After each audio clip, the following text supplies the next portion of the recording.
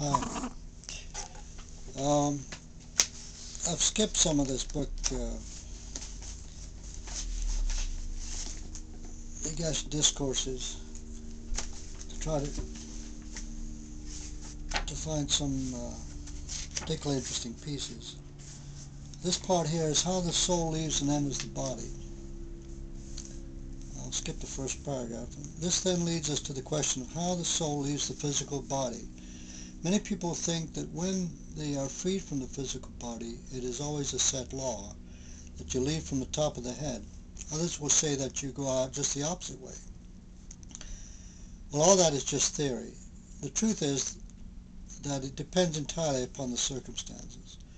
In the case of an accident, the soul or spirit may leave from any portion of the physical body. Ordinarily, however, the circulation gradually cools from the lower extremities to the upper extremities, so that when you take your last breath, the spirit or outer consciousness will seem to leave from the top of the head, but the soul will almost always actually leave from the front part of the body, just as in front of the solar plexus to which the silver cord of life is connected.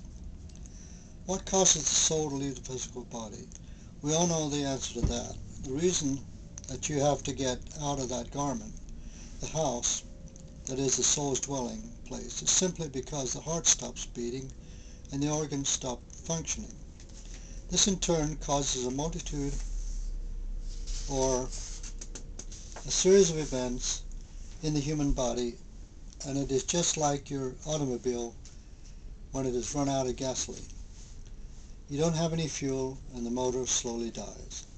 Or it might be the case where the body would explode into the apparent nothingness and you could not find one particle of that physical body of yours. You could fall into a vat of molten steel and your body would be, in a few seconds, only a puff of smoke. What happened to the soul? Was that soul injured? No. The soul was not injured. You cannot injure the soul. It would not make any difference to the soul whatsoever whether the spirit left one way or the other. What enables the soul to enter the physical body? First, the powers of conception set in. We realize that one single cell can produce life when it is set in motion.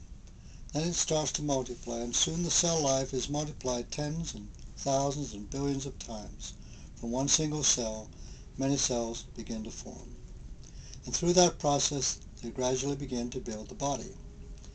It is the life force within these billions and billions of cells, recreating and reproducing over and over again, that enables the tiny body within the womb of the mother to come into manifestation. Eventually, the soul is able to take over the tiny body, and then it also helps to produce the physical body as you represent yourself to be today. This is a very mysterious and very intricate subject to understand. However, today it is largely understood by the average individual. Today almost everyone is privileged to learn a great deal from books and from what the scientists have found to be true. Yet there is still much more to learn. But the important thing to bear in mind is that life began when a single cell was set in motion. Once the life force within the seed is set in motion and the multiplication process begins, then it will continue unabated until that which is contained within the seed is reproduced again into the physical world. Now, the physical side of the mother, allowing the new life to come into manifestation, is not a limiting factor. How interesting it be that a little mother, one who is very, very tiny indeed, can make it possible for a soul to come into this life who is almost a giant, we might say, in comparison with the average height. He is a giant only in comparison with the mother, of course.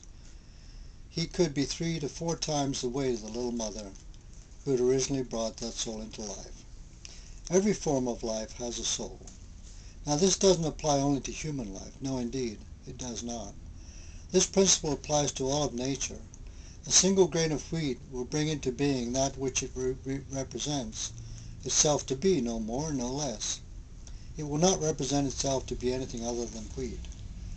But the wheat that is finally brought forth from only a single grain of wheat in the beginning will eventually produce enough material to sustain human life.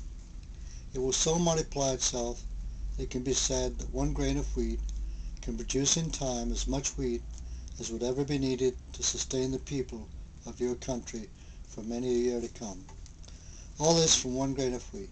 Of course, this process is assisted by the proper use of chemicals that are drawn from the earth plane. But out of only one grain of wheat comes a wheat field. Out of one watermelon seed we can have many, many watermelons. We know that this principle is applicable to all forms of plant life and edible foods. Now, at the time we know, from the standpoint of the flesh, all will eventually die. All forms of life will pass out of their outer casing, so to speak, and will revert back into the etheric realm or the astral world. It makes no difference whether it be a flower, insect, or human expression. All must revert back. I take a seed, I plant it, I cultivate it, in time it bursts forth, producing whatever it is supposed to produce. It has life, it pulsates, using the power from the sun and the chemicals from the earth.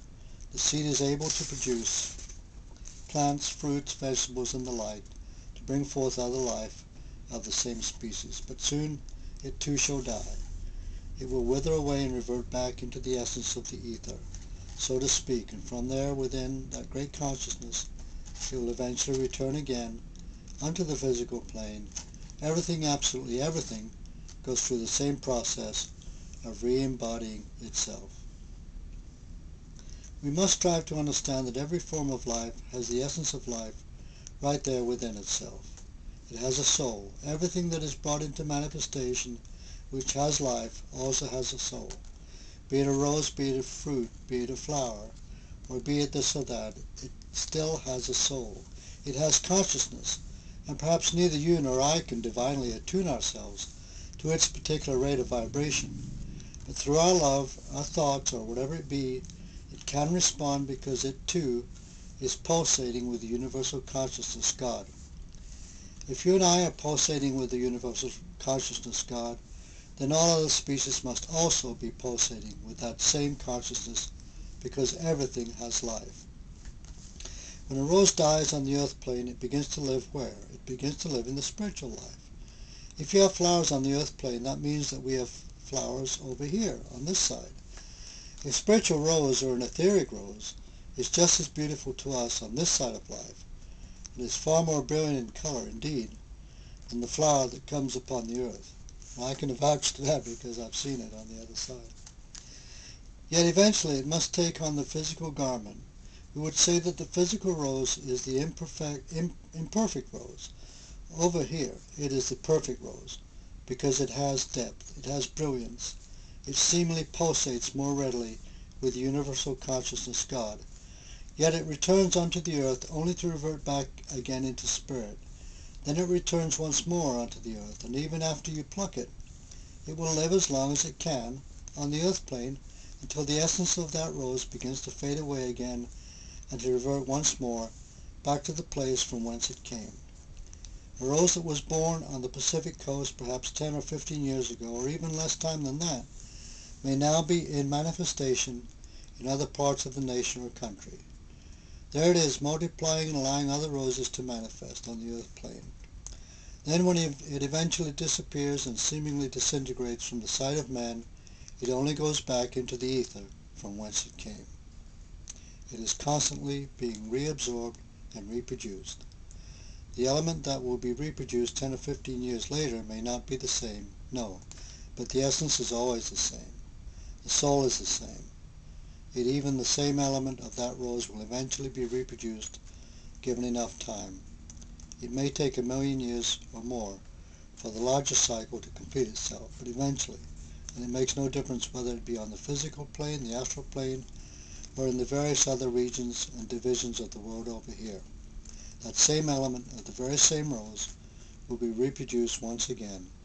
Everything eventually claims its own. Everything seeks its own level in time. Therefore, we find that each form of life has the essence of life right there within itself. Each has a soul, and all souls do have life. All souls will always be, and all souls have always been. And when I make that statement, I'm referring to the original state, the divine force, the atom spark, It is the spark of divinity that you cannot destroy, that you never will destroy, and it is that we must always take into consideration. Then it goes on that the spark of divinity embraces the universe. But I think 10 minutes is about up, so we'll read that next time. The spark of divinity embraces the universe.